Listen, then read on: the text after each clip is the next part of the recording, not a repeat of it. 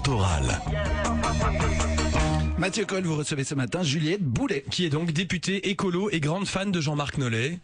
C'est ça. Grande fan, c'est mon chef de groupe. Ouais, quoi. Donc grande fan, c'est obligatoire. Jean-Marc Nollet qui s'est encore énervé hier à la Chambre contre Yves Le Terme. Il va pas le lâcher un peu, Yves Le Terme, à un moment. C'est la deuxième fois qu'il lui vomit dessus en pleine séance. Oh là. Non, c'était violent la première fois, ça l'était aussi la deuxième apparemment. Mais je pense qu'ici c'était quand même assez justifié aussi. Donc je veux dire, Yves Le Terme, il est notre Premier ministre, mais il est aussi ministre du budget. Qu'on n'oublie pas cette information-là. Je pense qu'il a insisté pour rester ministre du budget. La moindre des choses, c'est qu'il soit présent quand on débat au sein du Parlement du budget. Il me semble que ça va de soi et que ça s'est toujours passé comme ça. Là, en l'occurrence, Monsieur le ministre du budget et Monsieur le Premier ministre étaient en train de se balader en Slovénie. Je pense qu'il y a des choses plus importantes en ces temps de disette en Belgique. Et on comprend bien la symbolique, mais de toute façon, vous êtes dans l'opposition, vous allez critiquer le budget en plénière, et puis vous allez voter contre. Mais ça change quoi fondamentalement qu'il soit là ou pas là? De toute façon, on discute le texte et puis il passe majorité contre opposition. Oui, peut-être qu'il va passer majorité contre opposition, mais je pense qu'il est important pour un Premier ministre d'être à l'écoute de tous. Les parlements, c'est 150 députés qui représentent l'entièreté de la population belge. Et je pense que la moindre des choses, c'est au moins d'écouter l'ensemble des critiques. Le Premier ministre n'était pas là dans toutes les commissions. Et donc, par exemple, cette nuit, moi j'ai abordé la thématique de la défense. Cette nuit, oui, j'aurais apprécié que d'abord, d'une part, il y ait plus de députés, puisqu'on n'était que 18 députés sur les 150 présents en séance plénière. Et j'aurais apprécié aussi que le Premier ministre soit là pour écouter aussi mes propos. Mais il était en Slovénie, il était en face à face avec un autre Premier ministre. C'est vrai que c'est difficile de changer des agendas comme ça.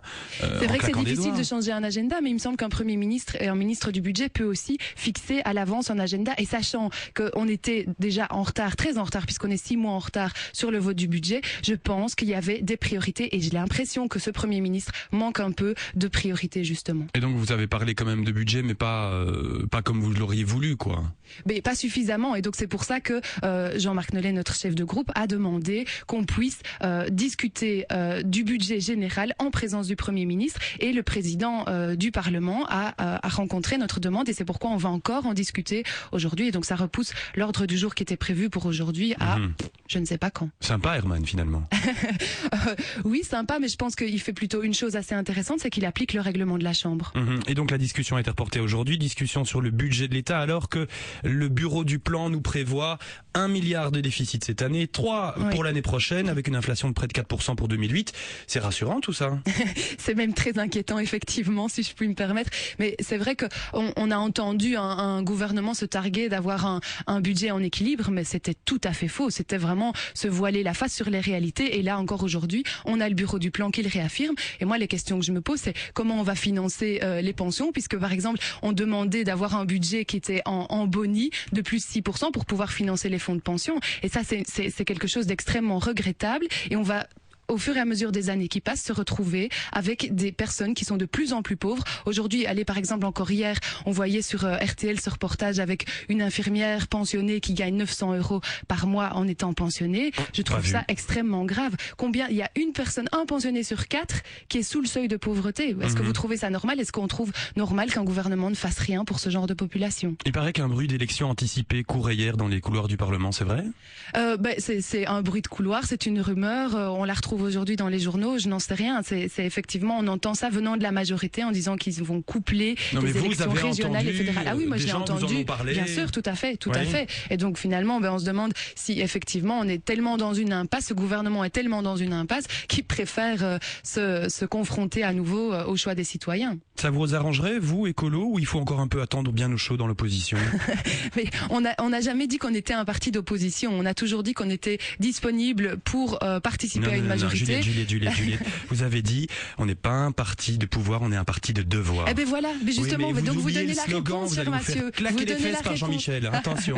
Mais non, vous donnez la réponse. Donc on n'est pas voué à rester éternellement dans l'opposition. On est un parti qui est prêt à prendre ses responsabilités, mais il faut certaines conditions. Il faut aussi un programme gouvernemental qui rencontre aussi les grands défis, qui sont les défis sociétaux, qui sont les défis climatiques, les défis économiques. Et donc actuellement, c'est vrai qu'on n'avait rien à faire dans ce gouvernement.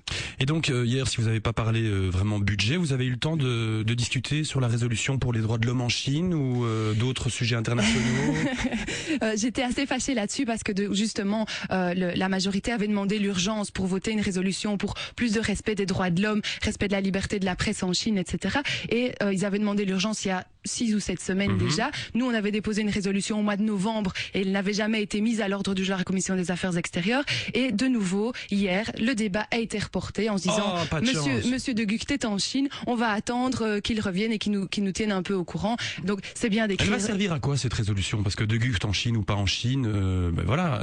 Cette résolution, elle devait servir, parce que je vais parler au passé, elle devait servir aussi à demander à notre ministre des Affaires étrangères de relayer notre point de vue auprès de ses interlocuteurs chinois. Or là, il se trouve en Chine, on aurait apprécié qu'il puisse porter un message porteur de respect des droits de l'homme, de respect des droits des travailleurs, respect de la liberté de la presse, prise en considération des conditions environnementales aussi, dans le cadre de l'organisation des Jeux Olympiques. Mais arrêtez de vous énerver, de toute façon c'est trop tard, il est là-bas, donc ça sert plus à rien. Mais oui, mais bien sûr, mais donc je trouve ça complètement déplorable. On a une majorité qui n'arrête pas de faire, de stagner, qui refuse de travailler et qui fait en plus, qui reporte chaque fois que nous on propose de travailler sur des sujets que ce soit la Birmanie, que ce soit la Chine, il reporte toujours des débats qui sont, je trouve très très importants. Juliette, bonne journée budget et arrêtez d'embêter Yves Le Terme, sinon ça va aller mal. Merci Mathieu Cole.